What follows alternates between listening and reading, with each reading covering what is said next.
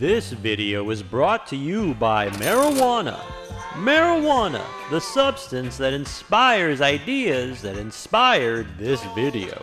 Some people say that when it comes to the genres fiction and nonfiction, fiction pales in comparison to nonfiction because nonfiction actually happened. Why would a made-up story be more compelling than a story that is based in truth and fact? Why would you read made-up garbage like The Great Gatsby when you can read something that's true like The Education of Henry Adams? Tell me, which piece of work carries more weight? Richard Wright's memoir on his youth, or the novel that he wrote that centers around the fictional character Bigger Thomas?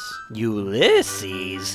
Why would you read this incomprehensible crap instead of the riveting and explosive Hiroshima? As a dude who just can't stop going to film school, I can see this argument playing out in cinema. I have seen various documentaries and other forms of content that could very well back up the claim that says, all day, every day, nonfiction trumps fiction. I can point to one specific piece of nonfiction visual storytelling that proves this. Is it Harlan County, USA? Grizzly Man? Showa? The Sorrow and the Pity? The Thin Blue Line? Hoop Dreams? It's none of those movies. It's actually this YouTube video called Cat Takes Her Kittens to Meet an Old Friend. It's a short video, so I'm gonna play it in its entirety. I've replaced the original melodramatic music with some melodramatic music I enjoy.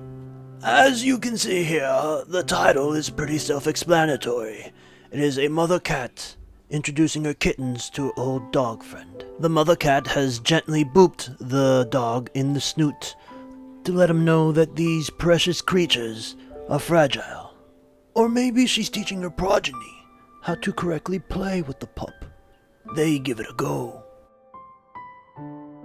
The old friend has accurately deduced that these kittens are SMOL small, and he needs to be gentle with them. If there is any roughhousery to be had, it must come from the kittens. They try their best.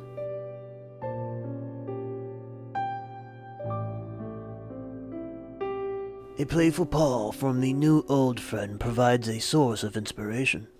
Like a trainer in a ring, the dog takes to her back and lifts her mitts up to the sky, and the kittens engage in perfect paw shadowboxing.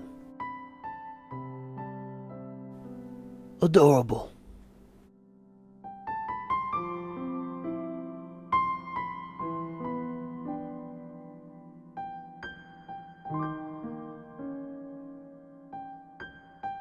Once the children get bored, the old friend diverts his or her attention to the mother cat and begins to murder her.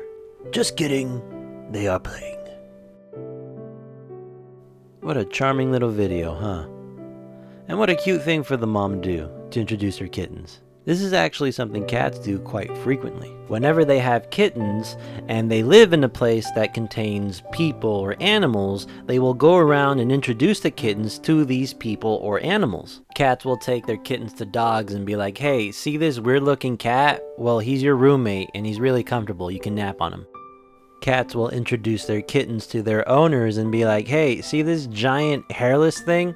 Well, this giant hairless thing gives us food. So be nice to it, if you want. As a filmmaker, I find this to be great characterization. I get a kick out of these facts because it humanizes cats for me. And that personification is a huge part of film and narrative as a whole.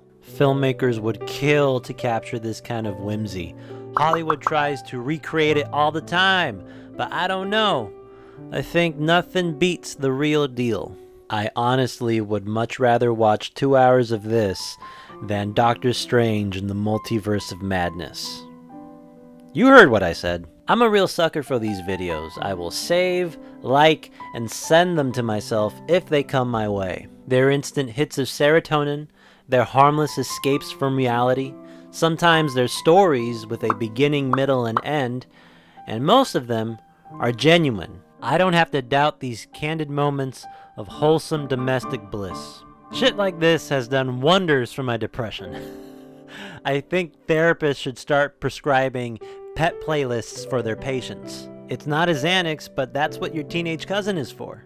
You know, people used to knock the internet back in the day, and they used to say that the internet was nothing but just a mass swath of cat videos. But if you look around, the internet's kind of a fucking dumpster fire. It's just a giant digital footprint of the human race's collective mental illness. In the awful, unhinged wasteland that is the internet, these pet videos are an oasis. Give me all of the doggos and the meow meows. I'll mainline that shit. These videos are just punk rock National Geographic documentaries. And since they're nonfiction, that makes them infinitely better than fiction, and that makes them the best thing to watch on the planet. And I know this is a flimsy argument that's bundled with a cannabis-addled tribute, but I don't care. I'm pulling rank. I'm the one that goes to the fancy USC School of Cinematic Arts. I'm the resident film literate authority. This viral video counts as nonfiction. Ha ha, neener neener, you're a wiener, I win. And the views don't lie, son. I think there's around 13 million people who would agree with my dumb ass. I think it's just funny that we spend all of this time and energy and millions of dollars to get ourselves some actors, some stages, some red cameras, some RE cameras, some lights, some green screen, some CGI, and we don't need any of that shit to make compelling content. Fuck your big Hollywood budget, dog. Nowadays, if you want to make a masterpiece, sometimes all you need to do is bust out your cell phone. But if you got a big Hollywood budget and you want someone to make you a masterpiece, I'm your guy, dog. You know what I'm saying? Give me a chance. I decree this video high art nonfiction that can eclipse any other form of fiction. Somebody should find the person who recorded this video and give them Will Smith's Oscar. And somebody should fucking hire me so I don't have to go back to film school. Please? Thank you.